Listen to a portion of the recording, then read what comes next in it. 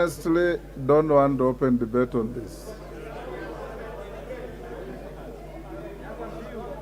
He is the majority leader representing government, and he has said if there are any security details withdrawn, he is advising the minister to return them. I will give Senior Counsel Otienda Molo 1 minute, Senior Counsel. I don't want to open an endless debate on this. Thank you, Mr. Speaker. Mr. Speaker, I have tremendous respect for Honorable Chungwa, leader of majority. But my problem with him is that he probates and reprobates. He says good things, and immediately after that good things, he says another very bad thing. And sometimes he says them without information. The first point of information, Honorable Chungwa, is that the police officer who died is not from Nyamira. He was from my constituency, a place called Nyakongo in Rarieda, the late Brian Oduor. And the second point of information is that he was not beaten by goons or by anybody. He was run over by the very same Land Cruiser that he was commanding, and I have the autopsy report. And in fact, we have sought compensation from the police for killing my constituent. Now, if you allow me 1 more minute, Mr. Speaker, on the substantive issue, I just want to confirm it's not a matter of speculation, as Honorable Chungwa might be saying. It is true that our security was withdrawn. But let us just make this distinction. First, withdrawal of security of a member of parliament must be different from withdrawal of security of those who the law mandates provision of security. Like you, Mr. Speaker, when you retire, you are entitled to security, and it cannot be a matter of discretion of anyone. So a former vice president, a former prime minister, and people of that caliber are by law entitled to security. That cannot be withdrawn, and it's not a matter of discretion. When it comes to a member of parliament, Mr. Speaker, there is good reason why members of parliament have security. And in fact, this matter has been affirmed even by the High Court in a constitutional petition. So I want to suggest to the Honorable Chungwa that when you address this matter, do not address it and then you add but. That you may be entitled, but only if you do the following. That is not the case. I want to assure Mr. Honorable Chungwa, I have always stood firm. In the last parliament, I was firm. When our security was withdrawn, when some of the security of those who were perceived to be against government then was withdrawn, I've always maintained that a member of parliament is entitled to security at all times, irrespective of what they say. If a police officer misuses their firearm, there's provision of how to deal with it. The Police Act is very clear. But you cannot stand here and say that some members of parliament who engage in violent demonstration, there is no single member of parliament in this house who has engaged in any violent demonstration.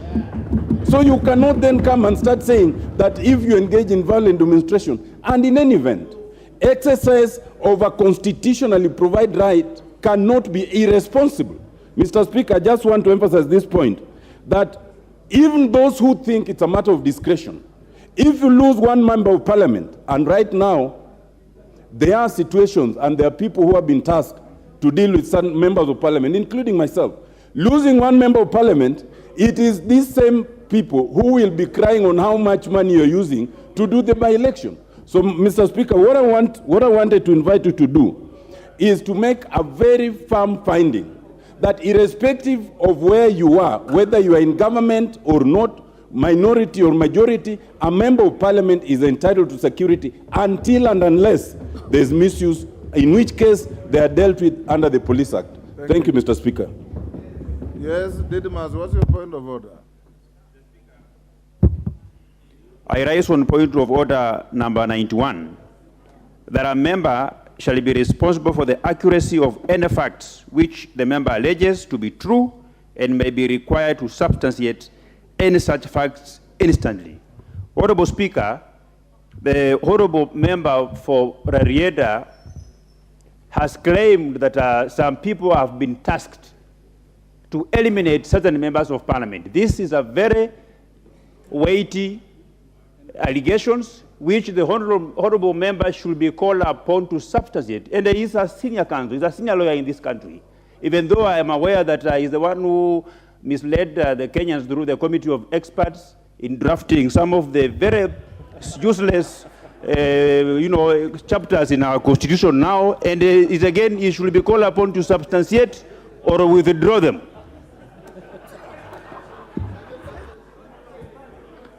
John Badi. Thank you, Mr. Speaker. Mr. Speaker. You have 1 minute.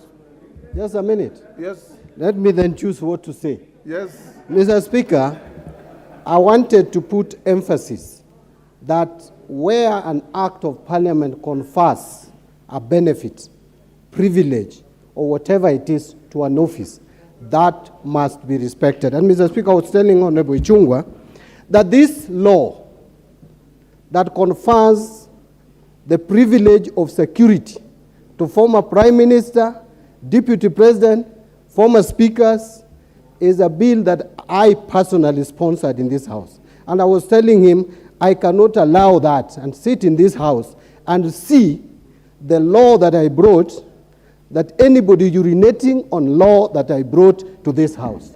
Mr. Speaker, that is something that is unacceptable, and this is something that the government must respect. But finally, Mr. Speaker, Honorable Ichung'wah is saying that they were the first to experience withdrawal of their security as Tanga. That is misrepresenting facts. I will tell you that you cheered when our security were withdrawn, together with the present speaker, when he was minority leader in the Senate. I was minority leader in the National Assembly. Our security were withdrawn, not just security alone. Even our GK vehicles, which belong to Parliamentary Service Commission, were taken. One of them was taken in this roundabout, Mr. Speaker. Another one was picked from my house. Mr. Speaker, this misuse of power must stop. This misuse of power should stop in this country. Let us not entertain misuse of power. Whether it was applied to Tanga, it was applied to NASA, it is being applied to Azimio, it is wrong and it should stop. This idea of some police officer sitting somewhere and looking at us attending press conferences, and then the next thing you find your security withdrawn, like they did to mine on Monday evening, just because I attended Azimio press conference. Since when did I move out of Azimio, Mr. Speaker, that I'm now being barred from attending Azimio meetings? Mr. Speaker, it is irresponsible. I have never seen irresponsibility of this nature. And Mr. Speaker, we need also to tell majority leader to realize that much as you'd hate Uhuru Kenyatta, he has been president of this country for 10 years. Mr. Speaker, it is irresponsible for majority leader who leads the government in parliament, in the National Assembly, to continuously talk derogatively about a former president.